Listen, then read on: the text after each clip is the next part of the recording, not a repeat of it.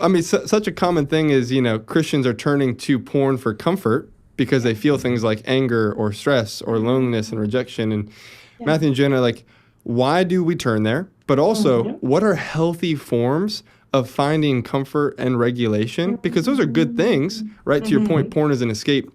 What are some healthy outlets of that? Mhm. Yeah, we do it. It's biologically, right? Really a thing that goes on in us very naturally because our bodies are designed for self-protection, right? If we didn't have self-protective mechanisms, you would see humans walking off cliffs and into traffic, right, on a constant Yeah. basis. And we'd be going, oh, what's wrong with us? And so we have these biological guards that say, hey, if something feels dangerous, problematic, threatening, right, uncomfortable, we want to move away from it, right? And that's the way that the brain is designed to protect us in that way. The problem is the brain tends to categorize things in big kind of chunks, and it says, hey, any discomfort, any problem, I'm going to move away from. And I'm going to move away because it feels like a threat to me. And that threat can be physical or it can be emotional. And what's really interesting is the brain doesn't really distinguish between the two. It doesn't care Right. if it's a bear in the room or it's a relationship that's breaking down or feels disconnected. To the brain, it feels exactly the same way, and it triggers those same responses, which is what we know really commonly is fight or flight. Where do I go from this? Right? Anger represents that fight. It's usually about I'm upset, I'm mad, I feel like there's been an injustice, something's not right, and I want it to change. Flight is that I can't do anything about it. It's hopeless. I'm powerless. And so I just want to run from it.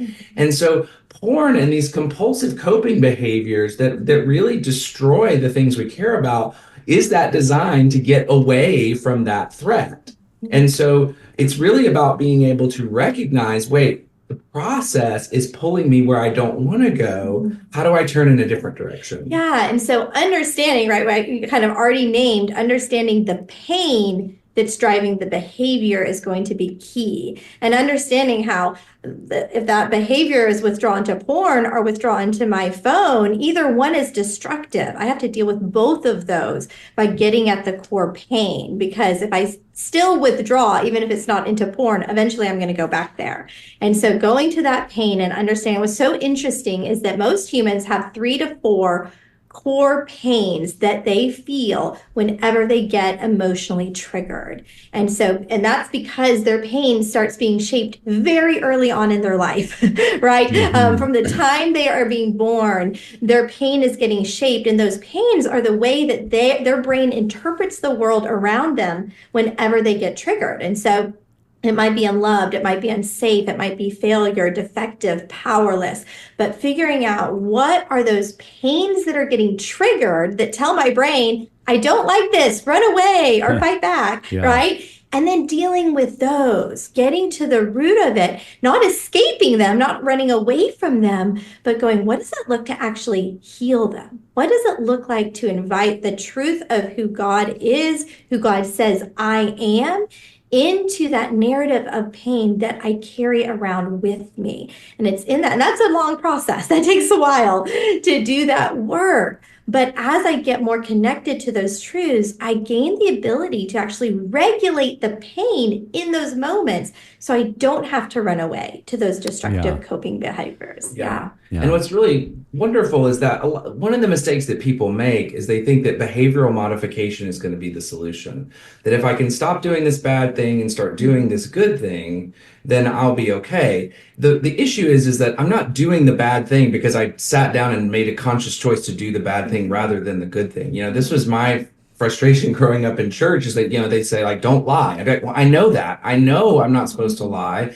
But yet every time that somebody asks me about the real things that I'm ashamed of, lies come out of my mouth. Yeah. And so it's really recognizing about if I resolve the underlying pains, then the behaviors stop.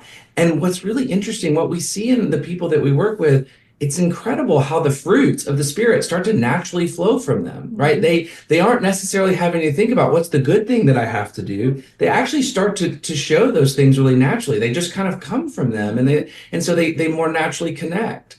They're more honest and vulnerable and gracious and kind because they're no longer protecting against that pain. And so that's why we really focus on that, because that's truly what unlocks people. Yeah. That is all so good. I remember the first time that I went through the Genesis process, the Great Recovery Workbook by Michael Dye, and he talked about, why do you eat so much under stress or fear? And he talked about that biological response, what you were saying, Matthew, of like in our bodies, if war is coming, if there's threat, famine, we bulk up to gain the fat stores so that we can survive what's coming. And then within that chapter, he says, and we do the same thing with sex, that God wired into our biology to make sure we procreate and continue the human species when there's threat.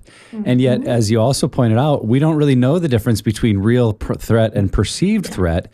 And I just remember looking at that kind of biological response and going, oh my goodness, I'm just running to something that my brain is kind of made to do, but I don't realize that I'm trying to, satisfy a fear that's not truly there. And so I know when you say, that there's a biological response, some listeners that may be new to this field are like, really? I think it's just hormones and desire. It's that there is a part of how we deal with fear, how we deal with stress and discomfort, that a part of our brain goes, oh, this is what we need to do to protect ourselves, to survive. And yet survival is really not at stake. And so if we can learn to recognize those messages, learn to see maybe the false alarms that are going off in our brain, and recognize I don't have to go in that direction, I can choose something else, that really, I think, gives us not only handholds for change, but an avenue to deal with that shame.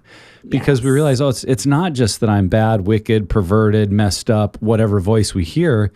It's somewhat my brain trying to find that comfort. And that, I think, can be very empowering to say, I can find other ways to get comfort.